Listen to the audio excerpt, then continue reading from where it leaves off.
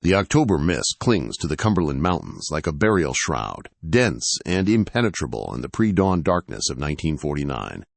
Detective Harold Brennan pulls his coat tighter as he steps from his automobile onto the gravel road that winds toward the abandoned Mackenzie homestead. The leather of his shoes crunches against the frost-brittle leaves that carpet the forgotten path, each step echoing in the supernatural stillness that seems to envelop these ancient hills. 48 years have passed since the family vanished without explanation, yet something about this morning feels different. The very air seems charged with anticipation, thick and heavy, like the moments before a thunderstorm breaks. Something about the phone call he received 3 hours ago from a local antiquities dealer has set his nerves on edge, awakening instincts honed by 15 years of investigating the darkest corners of human nature. Brennan pauses at the rusted gate that marks the boundary of the Mackenzie property, running his fingers along the iron bars that have been twisted by time and weather into grotesque shapes. The metal is cold enough to burn, and he notices that no birds sing in the gnarled oak trees that tower overhead like ancient sentinels. Even the wind seems reluctant to disturb this place, moving in whispers rather than the bold gusts that characterize mountain weather. Before we dive deeper into this investigation, make sure to subscribe and ring that notification bell. This case will take us through documents that have remained hidden for nearly half a century, through revelations that will challenge everything we think we know about justice and evil in small communities. You won't want to miss a single revelation as we uncover the truth behind one of Appalachia's most haunting mysteries. The wooden steps groan under Brennan's weight as he approaches the front porch of what was once the Mackenzie family home. Each board seems to protest his presence with sounds like the settling of old bones. Paint peels from the clapboard siding in long, ghostly strips that flutter in the morning breeze like tattered prayers, and morning glory vines have claimed the windows, their purple blooms creating an almost festive contrast to the decay beneath. The irony is not lost on him that such beautiful flowers have taken root in a place touched by such darkness. The house has stood empty since that November morning in 1901. When neighbors discovered all 5 members of the Mackenzie family had simply disappeared. The building itself seems to carry the weight of that tragedy, sagging at the corners where the foundation has shifted over the decades, its roof-bearing gaps where shingles have surrendered to time and weather. Thomas Mackenzie had been a prosperous farmer, known throughout the county for his innovation in industry. His wife, Eleanor, was respected for her work with the local church, and their 3 children were considered among the brightest students in the one-room schoolhouse that served the scattered mountain community. They were, by all accounts, a family that should have lived out their days in peace and relative prosperity. Yet on that November morning, neighbors found their breakfast prepared but never eaten. The coffee pot still sat on the wood stove, cold and bitter, the cream having formed a skin that spoke of hours left untouched. Bacon lay congealed in its own fat in the iron skillet, and biscuits sat cooling on the counter, their surfaces bearing the perfect impressions of Eleanor's careful hands. It was as if time had stopped in the middle of an ordinary morning routine. Brennan pushes open the front door, its hinges protesting with a sound like grinding teeth. The lock mechanism, long since rusted beyond function, offers no resistance to his gentle pressure. The air inside carries the weight of decades, thick with dust, and the sweet scent of decay that speaks of wood slowly returning to earth. Sunlight filters through the vine-covered windows, casting everything in an underwater green that makes the abandoned rooms feel like the bottom of a forgotten lake. He removes a small notebook from his coat pocket and begins documenting his observations, a habit developed over years of investigation work. The front parlor still contains furniture covered in sheets that have yellowed with age, creating ghostly shapes that seem to move in his peripheral vision. The grandfather clock stands silent in the corner, its hands frozen at 11:47, though whether that time has any significance to the family's disappearance remains unknown. Moving through the house, Brennan becomes acutely aware of the sounds his presence creates in the oppressive silence. His footsteps on the wooden floors seem unnaturally loud, and he finds himself unconsciously moving more quietly, as if afraid of disturbing something that still resides in these empty rooms. The original case files, which Brennan had studied extensively before making this trip, painted a picture of thoroughness that now seems questionable. Sheriff Duncan McCall had organized search parties that combed the surrounding mountains for weeks, but reading between the lines of the official reports, Brennan detects a curious lack of urgency in the investigation. The searches followed predictable patterns, focusing on established trails and obvious hiding places, while ignoring the more remote and difficult terrain where someone might actually attempt to conceal evidence. Moving upstairs, Brennan climbs the narrow staircase that creaks ominously under his weight. The banister, worn smooth by decades of hands sliding along its surface, feels oddly warm despite the morning chill.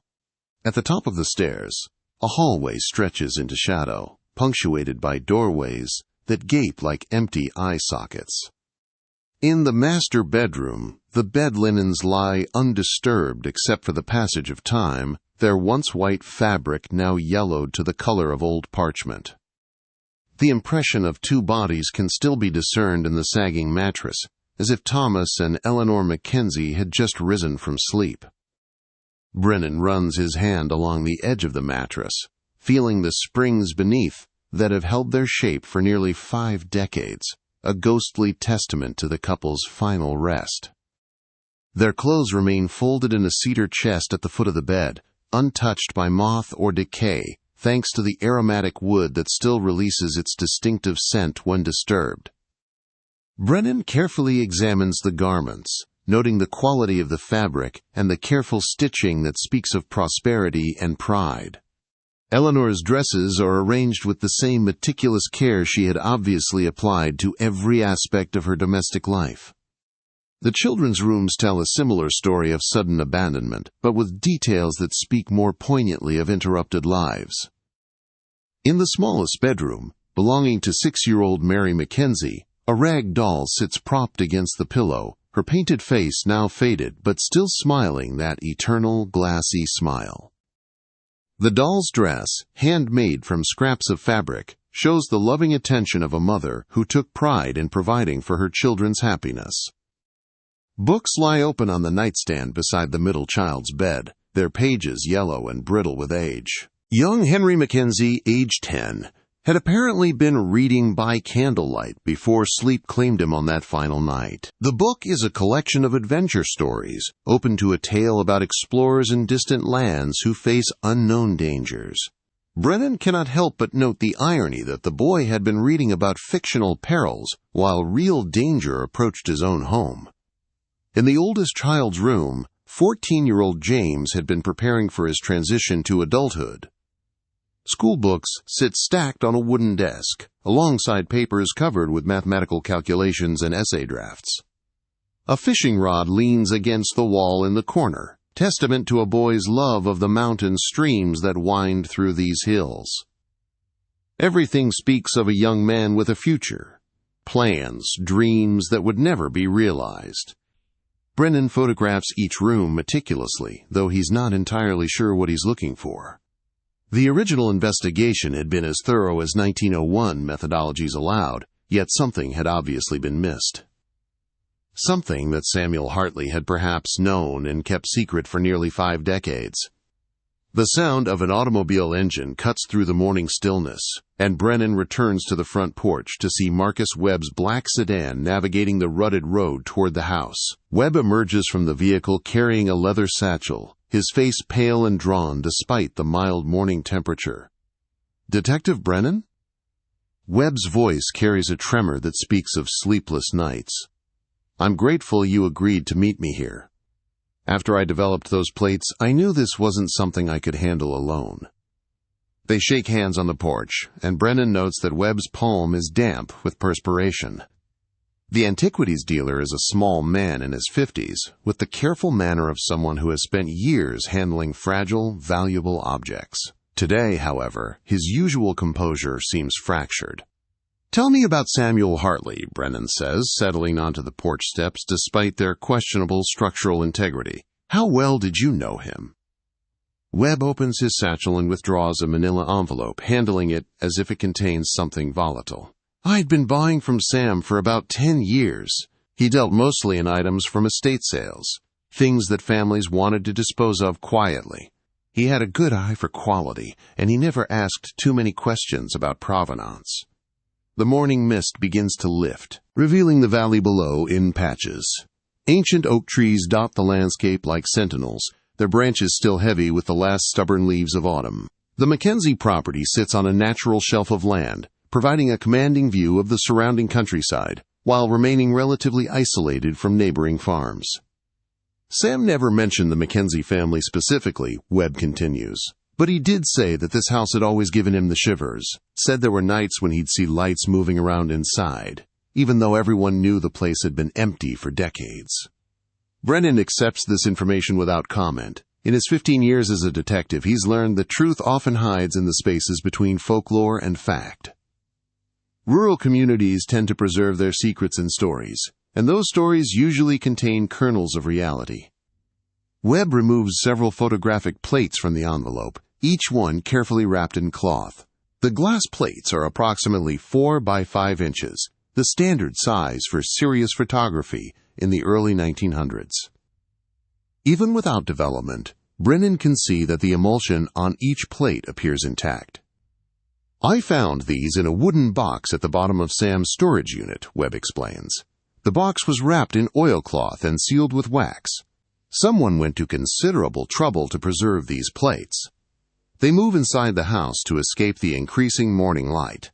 In the kitchen, Webb spreads the wrapped plates on the table, handling each one with the reverence of an archaeologist uncovering ancient artifacts. The silence stretches between them, broken only by the settling sounds of old wood and the distant call of a crow. "I've developed 3 of the plates so far," Webb says quietly. "What I saw in those images made me stop, made me realize I needed someone with authority to witness this."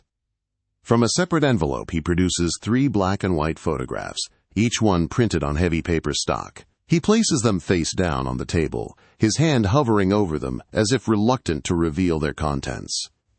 "Before I show you these, Detective, I need you to understand something. Samuel Hartley was not a photographer. I knew him for 10 years, and he never owned a camera, never showed any interest in photography. Yet these plates were in his possession, carefully preserved and hidden." Brennan nods, his detective instincts sharpening. "You think Hartley came into possession of these plates shortly after the disappearance?" "I think Samuel Hartley witnessed something on the night the Mackenzie family vanished," Webb replies, "and I think someone else was documenting that event." The first photograph shows the Mackenzie house as it appeared in 1901, but taken at night. Lamplight glows warmly in the windows, and smoke rises from the chimney into a star-filled sky. The image has an almost pastoral quality, suggesting a family settling in for a peaceful evening. The second photograph was taken from a different angle, possibly from the edge of the surrounding woods. The house appears smaller in this frame, more vulnerable against the darkness of the mountain landscape. But in this image, additional figures can be seen in the yard surrounding the house, dark shapes that might be people, though their features are indistinct in the shadows. The third photograph freezes Brennan's blood. The image shows the interior of what is unmistakably the Mackenzie kitchen, the same room where they now sit. But in the photograph, the kitchen is occupied. 5 figures sit around the table, but they are not the Mackenzie family. These figures wear dark robes or cloaks, their faces hidden beneath deep hoods. In the center of the table sits what appears to be a large book, its pages open to reveal dense text and intricate diagrams. Brennan studies the photograph under the pale morning light filtering through the windows. The detail is extraordinary for a nighttime exposure taken in 1901. Whoever operated the camera had considerable skill and access to high-quality equipment. "There are more plates," Webb says, his voice barely above a whisper. "7 more that I haven't developed yet. But, Detective, look carefully at the third photograph. Look at the table." Brennan brings the image closer to his eyes, squinting at the details. The kitchen table in the photograph is the same table where they now sit, but in 1901 it bore the evidence of the Mackenzie family's interrupted breakfast. Coffee cups, plates, utensils, even what appears to be a partially eaten piece of bread. The robed figures have gathered around this tableau of abandonment, as if it were part of some ceremony. The family was already gone when this photograph was taken, Brennan realizes. These people, Whoever they are, they came after the disappearance. Webb nods grimly. That's what I thought as well, but look more closely at the figure seated at the head of the table. Brennan adjusts his position to catch better light on the photograph. The figure at the head of the table appears larger than the others, and while its face remains hidden beneath the hood, something about its posture suggests authority. More disturbing, however, is what lies on the table directly in front of this figure. Personal items: a woman's hair comb, a child's wooden toy, a man's pocket watch. Objects that could only have belonged to the Mackenzie family, arranged as if they were offerings or components in some ritual. I need to see the rest of those plates developed, Brennan says, folding the photographs and returning them to their envelope. And I need to know everything you can tell me about Samuel Hartley's relationship with this property. Webb begins rewrapping the undeveloped plates with trembling fingers. Sam's family farm bordered the Mackenzie property. After the disappearance, Sam's father acquired the Mackenzie land for back taxes. Sam inherited it when his father died in 1923, but he never lived on it, never farmed it, never allowed anyone else to use it. He kept it as a buffer, Brennan muses, to control access to this house, or to control access to whatever might be buried on this land. The implication hangs between them like a physical presence. Brennan rises from his chair and walks to the kitchen window, peering out at the yard where dark figures had once gathered. The morning light has burned away most of the mist, revealing the landscape in sharp detail. Behind the house, perhaps 50 yards into the tree line, something catches his eye. Webb, bring that camera of yours. There's something I want to document before we leave. They make their way through the tall grass and brambles that have reclaimed the area behind the house. What Brennan noticed from the window becomes clearer as they approach. A depression in the earth, roughly rectangular in shape, and approximately 15 feet long by 8 feet wide. The depression is subtle, filled with decades of fallen leaves and undergrowth, but unmistakably artificial. How did the original investigators miss this? Webb asks, setting up his camera on its tripod. In 1901, this would have been fresh-turned earth, Brennan replies, pacing the perimeter of the depression. They were looking for signs of the family's passage, not for burial sites, and if Samuel Hartley owned this land, he could have directed the search away from this area. Webb adjusts his camera settings, the mechanical sounds of shutters and gears oddly comforting in the oppressive silence of the woods. Do you think the family is buried here? Brennan kneels at the edge of the depression, brushing away layers of decomposed leaves. Beneath the organic matter, the soil shows signs of having been disturbed and refilled. I think we're going to need to bring in some equipment and find out. The wind picks up, setting the bare branches overhead into motion. Shadows dance across the depression, creating the momentary illusion of movement beneath the earth. Webb captures several photographs of the site from different angles, his professional demeanor helping to mask the unease that both men feel. As they prepare to leave the woods, Brennan notices additional disturbances in the surrounding area. Smaller depressions, some circular, others irregularly shaped, dot the landscape for perhaps 100 yards in every direction. Whatever happened here in November 1901 had involved more than just the Mackenzie family. Back at the house, they gather their materials and prepare for the return journey to town. Brennan has already mentally outlined his report to the state police, though he knows that reopening a 48-year-old missing persons case will require considerable justification. The photographs Webb discovered provide that justification, but they also open questions that may prove impossible to answer. I'll need you to develop the remaining plates under controlled conditions, Brennan tells Webb as they load their equipment into their respective vehicles. I'll need sworn statements about how you came to possess them. Webb nods, but his attention seems focused on the house rather than on Brennan's instructions. Detective, there's something else, something I didn't mention earlier. Brennan pauses in the act of closing his car door. What is it? When I was going through Sam's belongings, I found a journal. Most of it is mundane farm records, but there are entries from November 1901. Entries that suggest Sam witnessed the events of that night. Where is this journal now? Locked in my shop safe.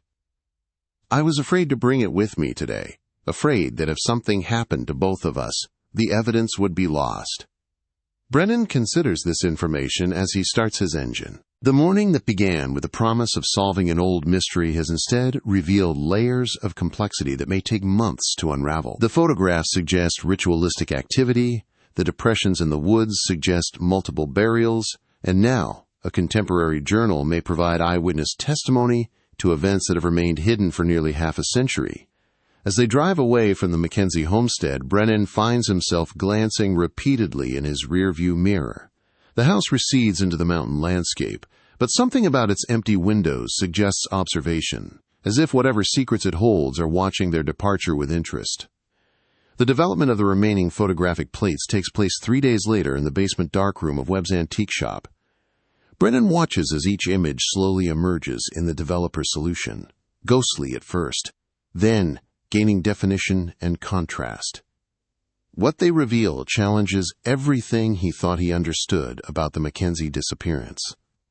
The fourth plate shows the same robed figures, but now they are moving through the house, carrying what appeared to be bundles. The perspective suggests the photographer was positioned outside, shooting through the kitchen window. One figure carries something roughly the size and shape of a child. The fifth plate captures the figures emerging from the house into the yard. 5 bundles are now visible, each one carried by a different robed individual. In the foreground of the image, partially obscured by shadows, stands another figure operating what is unmistakably a large format camera on a tripod. 2 photographers, Brennan observes, one documenting the activities, another positioned to capture the documentation itself. Webb's hands shake as he transfers the 5th plate to the stop bath. This suggests planning, organization. This wasn't a spontaneous act. The 6th and 7th plates show the procession moving toward the woods behind the house. The figures maintain their formation, still carrying their burdens, while the photographer follows at a discreet distance. The final developed image captures the group gathered around what is clearly the depression Brennan and Webb discovered, though in 1901 it appeared as a freshly excavated pit. The last 4 plates resist easy interpretation.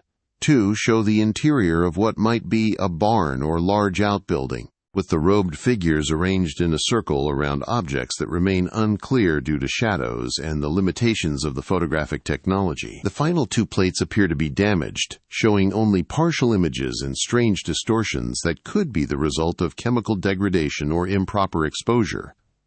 Webb arranges all 11 developed photographs in chronological order on his work table. Viewed in sequence, they tell a story of systematic preparation, execution, and concealment. The Mackenzie family had not simply disappeared. They had been taken, and their taking had been carefully documented by someone who wanted to preserve evidence of the event.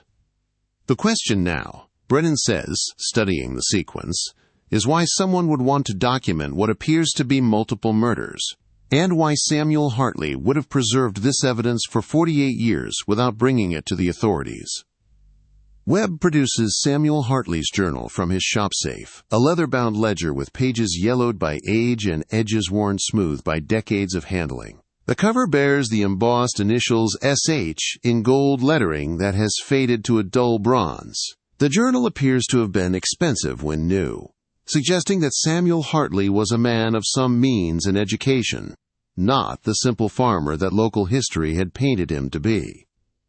I've read through this several times, Webb explains, handling the journal with the reverence due to such a significant historical document. Most of it consists of ordinary farm records, weather observations, crop yields, livestock purchases. But the entries for November 1901 are different.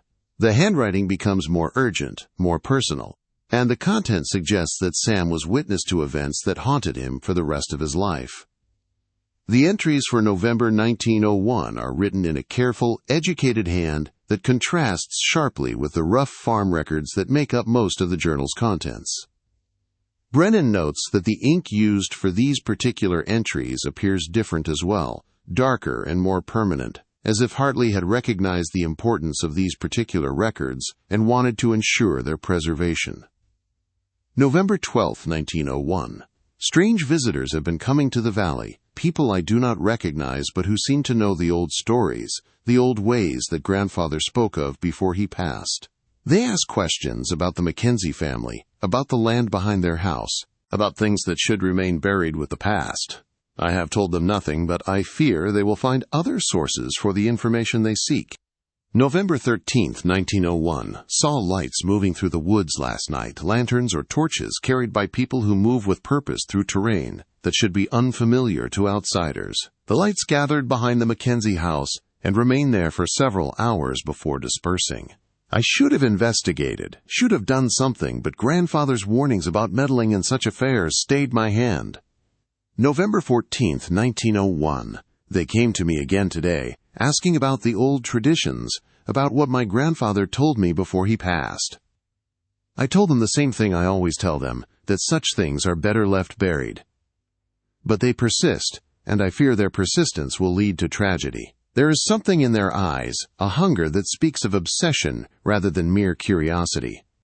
November 15, 1901. I saw the lights in the Mackenzie house go out earlier than usual tonight. Thomas always keeps his lamps burning until at least 10 o'clock, but tonight the house went dark before 9. Something feels wrong. The air carries that charge it gets before a storm, but there are no clouds. The very atmosphere seems to thicken with anticipation. November 16, 1901. God forgive me, I watched and did nothing. I saw them take the family, saw them carry them into the woods, and I did nothing to stop it. But what could one man do against so many? They had planned this for months, perhaps years. The photographer captured everything, and I know they mean for these images to serve as a record, perhaps as a warning to others who might interfere with their work. The journal entries continue for several more days, documenting Hartley's struggle with guilt and fear. He describes the arrival of Sheriff McCall and the search parties, his own participation in the searches, despite knowing they would find nothing. Most significantly, he records his decision to acquire the Mackenzie property and the reasons behind that decision. November 23, 1901. I have convinced Father to bid on the Mackenzie land when it comes up for tax sale. We cannot allow others to use this property. What lies beneath the earth behind that house must never be disturbed. The photographer gave me the plates before he left, said they were insurance, that if anyone ever tried to expose what happened, these images would ensure my silence. But he was wrong. These images are not just evidence of what they did to the Mackenzie family. They are evidence of something much larger, something that has been happening in these mountains for generations. Brennan closes the journal and looks out the basement window at the afternoon light, filtering through the streets of the small town. 3 blocks away, families are going about their daily routines, unaware that evidence of systematic murder has been hidden in their community for nearly half a century. We need to contact the state police, he says finally, and we need to organize an excavation of that site behind the house. Webb nods, but his expression suggests reluctance. Detective, there's one more thing in the journal, something that might explain why Sam kept this secret for so long. He flips to the final entries from November 1901, where Hartley's handwriting becomes increasingly erratic, the letters pressed deep into the paper as if written under great emotional strain. November 30, 1901. I know who they are now. I have seen them without their robes, spoken with them in the daylight hours, as if nothing has changed. They are not strangers who came from outside our community. They are our neighbors, our business associates, people we see in church every Sunday.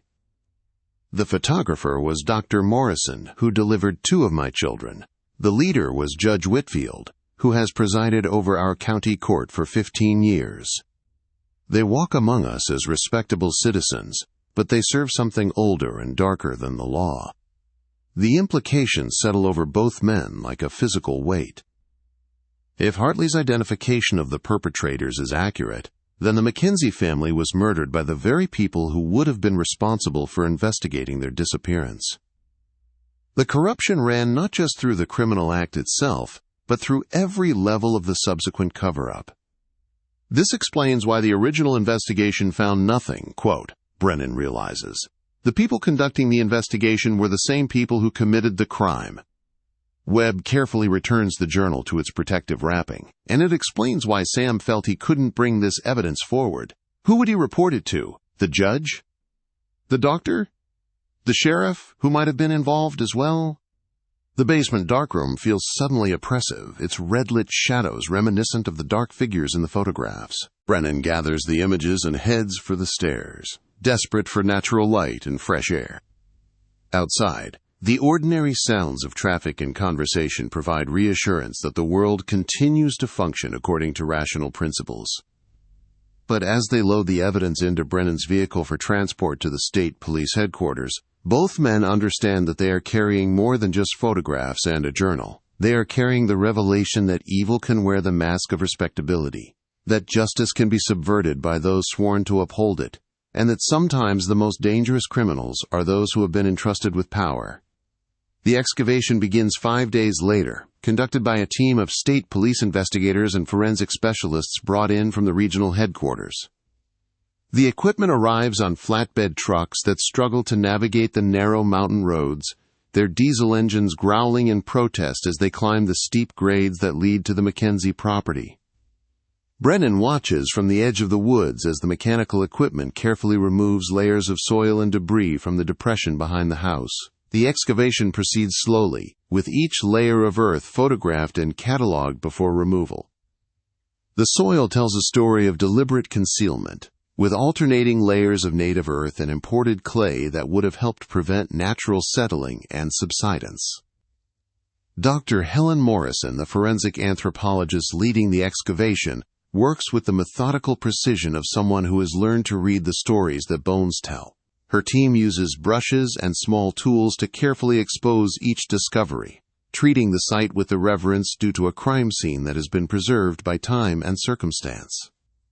The first remains are discovered at a depth of approximately 4 feet, revealed by the careful brushwork of Morrison's assistants.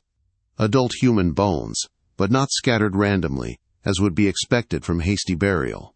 Instead, they are arranged in what appears to be a deliberate pattern, with the larger bones forming geometric shapes that speak of ritualistic purpose rather than simple disposal. As the excavation expands under Morrison's direction, additional remains are uncovered in carefully defined areas within the larger pit. The bones of 3 children are found arranged in a triangle around the adult remains, their smaller skeletons, complete and undisturbed by the passage of time. Most disturbing is the evidence that all the remains show signs of having been carefully cleaned before burial, stripped of flesh and tissue with tools rather than by natural decomposition. This level of preservation is extraordinary, Morrison explains to Brennan as they examine the exposed remains. The combination of clay soil, controlled depth, and the mountainous climate has created conditions similar to those found in archaeological sites. These bones could tell us their stories even after nearly 50 years. But the discovery that stops the excavation crew in their tracks comes when they uncover evidence that the site had been used for burials long before 1901. Beneath the Mackenzie family remains, the team discovers additional layers of human bones, some showing signs of extreme age and weathering that suggest decades or even centuries of use. 20 feet down, preserved in the clay soil that lies beneath the mountain topsoil, are the remains of at least 30 individuals. The bones show signs of ritualistic arrangement similar to the more recent burials above, and many bear markings that suggest they were systematically defleshed before interment. Carbon dating of samples from this deeper layer suggests that some of the remains may predate the establishment of permanent European settlements in the region. This site has been used for ritual purposes for a very long time, Morrison explains, her voice carrying a mixture of professional fascination and personal revulsion. What happened to the Mackenzie family was not an isolated incident. It was part of a tradition that may go back to the earliest days of human habitation in these mountains. The investigation expands to include historians and anthropologists from the state university. Research into local records reveals references to unexplained disappearances dating back to the 1790s, most involving entire families who vanished without leaving any trace of their passage. The pattern suggests a systematic practice of ritual murder, that persisted for over a century. Samuel Hartley's journal provides the key to understanding how such a practice could continue undetected for so long. The participants were not outsiders or social outcasts, but respected members of the community who used their positions of authority to direct investigations away from evidence and to discourage questions about the disappearances. Further research reveals that Dr. Morrison mentioned in Hartley's journal was the grandfather of Dr. Helen Morrison, the forensic anthropologist now examining the remains. The revelation creates an additional layer of complexity to the investigation, as family connections between the original perpetrators and current community members become apparent. 3 weeks after the initial excavation, the state police investigation has identified remains from at least 47 individuals, spanning a period of approximately 120 years. The ritualistic nature of the burials, combined with evidence from the photographic plates, suggest that the murders were conducted as part of some form of organized cult activity. The journal entries continue beyond November 1901, and Webb discovers that Hartley documented additional disappearances over the following decades. The cult, it appears, did not disband after the Mackenzie murders but continued its activities, though with increased caution following Hartley's acquisition of the burial site. Hartley's final entry, dated just weeks before his death in 1949, reveals his fear that the cult was planning to resume its activities at the original site. He had received visits from individuals he recognized as descendants of the original participants, people who were pressuring him to sell the property or allow access to the burial ground. The contemporary investigation reaches its climax when Webb discovers a hidden compartment in Samuel Hartley's storage unit. Inside the compartment are additional photographic plates, these ones dating from various periods between 1901 and 1940. The images document the continuation of the cult's activities at other locations throughout the Cumberland Mountains. More disturbing than the evidence of continued murders is the revelation that the cult had been systematically documenting its activities for decades. The photographs serve not just as records but as training materials, showing new participants the proper procedures for conducting the rituals. The final photograph in the collection, dated 1947, shows a gathering of robed figures in what appears to be the basement of a church or civic building. The faces beneath the hoods are partially visible, and several can be identified as prominent citizens of the contemporary community. The implication is clear. The cult not only survived the death of its original members, but recruited new participants from succeeding generations. Brennan's investigation concludes with the arrest of 12 individuals, including 2 county commissioners, a bank president, and the current sheriff of the adjacent county. The photographic evidence, combined with testimony from family members who had been coerced into silence, provides sufficient grounds for prosecution. But as he files his final report on the Mackenzie case, Brennan understands that justice, while served, remains incomplete. The systematic nature of the cult's activities, the sophistication of their documentation, and the length of time they operated undetected, all suggest that similar groups may exist in other isolated communities throughout the region. The Mackenzie house stands empty once again, its windows boarded, and its yard surrounded by police tape. The burial site behind the house has been carefully excavated, and the remains removed for proper burial in the county cemetery. But something about the landscape feels unfinished, as if the excavation has disturbed forces that cannot be easily contained. On his final visit to the site, Brennan discovers that someone has left fresh flowers on the spot where the Mackenzie family was buried. The bouquet appears to have been placed recently, and attached to it is a simple card bearing the words, "Never forgotten." The handwriting is careful and deliberate, suggesting an educated hand, but it matches none of the writing samples from the investigation. As evening settles over the Cumberland Mountains, Brennan drives away from the Mackenzie homestead with the understanding that some mysteries resist complete solution. The photographs and journal have revealed the truth about what happened to the Mackenzie family, but they have also opened questions about the nature of evil and the vulnerability of isolated communities to systematic predation. The case files will be stored in the state police archives, available to future investigators who may discover additional evidence or who may encounter similar patterns of ritualistic murder in other locations. But for the Mackenzie family, justice has finally been served, 48 years after their disappearance, through the courage of an antiquities dealer who refused to let sleeping secrets lie.